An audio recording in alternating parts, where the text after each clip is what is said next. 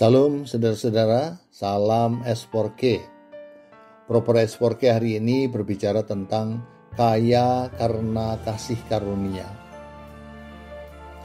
Aku pernah nanya dalam hati, seberapa besar kasih Tuhan kepadaku? Dan aku mengukurnya lewat berkat jasmani dalam bentuk rumah. Saat aku pengen rumah, terus aku berdoa memohon agar Tuhan kasih rumah. Nggak lama kemudian doaku terjawab. Aku dapat rumah sesuai dengan yang aku minta. Itu artinya kasih Tuhan sungguh besar buat aku. Bicara tentang kesehatan. Saat aku sakit, terus aku berdoa memohon kesembuhan dari Tuhan. Beberapa hari kemudian aku sembuh. Itu artinya kasih Tuhan sungguh besar buat aku. Tentang pekerjaan. Saat aku ingin memperoleh jabatan lebih tinggi, terus aku berdoa memohon kepada Tuhan. Gak lama aku langsung naik jabatan. Itu artinya kasih Tuhan sungguh besar buat aku. Dari semua permohonanku, kalau Tuhan gak memberi jawaban, maka aku menganggapnya bahwa Tuhan gak mengasihi aku. Nah, disinilah aku telah salah memahami kasih Tuhan. Aku pikir menjadi anak Tuhan harus kaya, memiliki segala keinginan dunia yang ditawarkan, dan itu yang sedang aku cari dan usahakan. Tapi kenyataannya menunjukkan bahwa kekayaan duniawi seringkali justru membawa kekhawatiran dan kegelisahan, bahkan kekacauan. Terbukti aku terus merasa gak pernah cukup dan terus mengejar lebih banyak lagi, tetapi akhirnya aku gak pernah benar-benar merasa puas. Dengan kekuatan Tuhan, aku dikoreksi lewat firman-Nya yang terdapat dalam 2 Korintus 8 ayat 9. Begini bunyi firman-Nya. Karena kamu telah mengenal kasih karunia Tuhan kita Yesus Kristus, bahwa Ia yang oleh karena kamu menjadi miskin, sekalipun Ia kaya, supaya kamu menjadi kaya oleh karena kemiskinannya. Kasih Kristus bukan sekedar kata-kata, tetapi sebuah pengorbanan yang nyata. Firman ini mengingatkan kita bahwa meskipun Yesus adalah kaya, Ia rela menjadi miskin bagi kita, agar melalui kemiskinannya kita menjadi kaya. Ini bukan tentang kekayaan duniawi, melainkan tentang harta rohani yang tak ternilai, yaitu pengampunan, keselamatan, dan kehidupan kekal. Kita telah menerima penyingkapan salah satu kebenaran yang dalam mengenai pengorbanan Yesus Kristus, sekaligus menunjukkan betapa besar kasih-Nya hingga Dia rela meninggalkan segala kemuliaan surgawi, turun ke dunia, dan hidup sebagai manusia, bahkan menderita dan mati, agar kita dapat memiliki hidup yang kekal dan kaya dalam anugerah-Nya. Dunia mengajarkan bahwa kebahagiaan datang dari memiliki banyak hal. Tetapi Kristus menunjukkan bahwa kebahagiaan sejati justru ditemukan dalam memberi. Ia tidak hanya menyerahkan hartanya, tetapi juga hidupnya.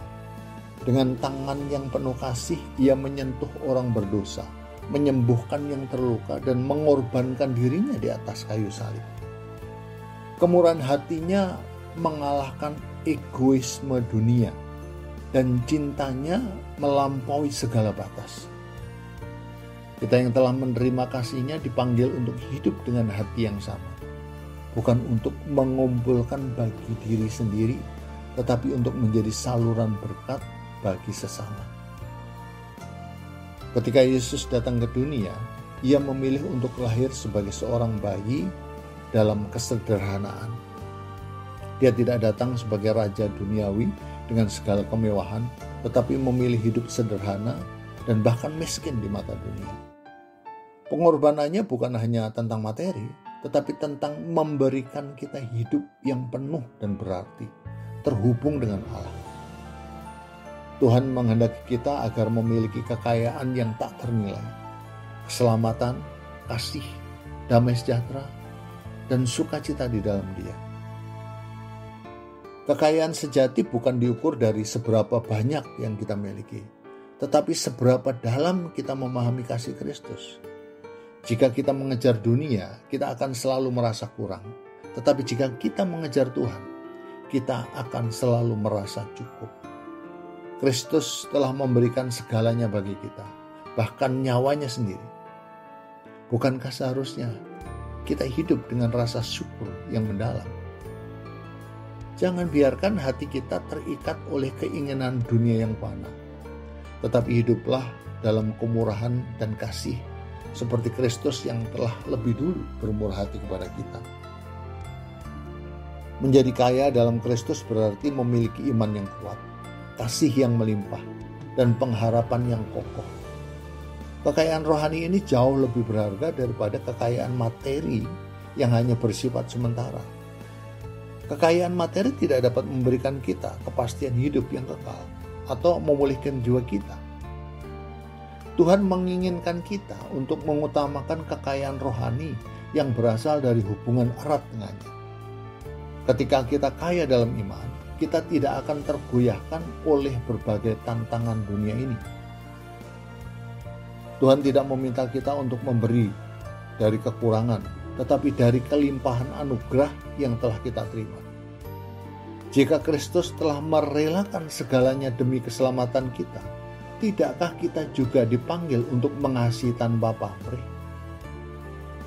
Hidup bukan tentang seberapa banyak yang kita simpan, tetapi seberapa banyak yang kita bagikan. Ketika kita memberi dengan sukacita, kita mencerminkan kasih Kristus yang telah lebih dulu memberi dengan sempurna.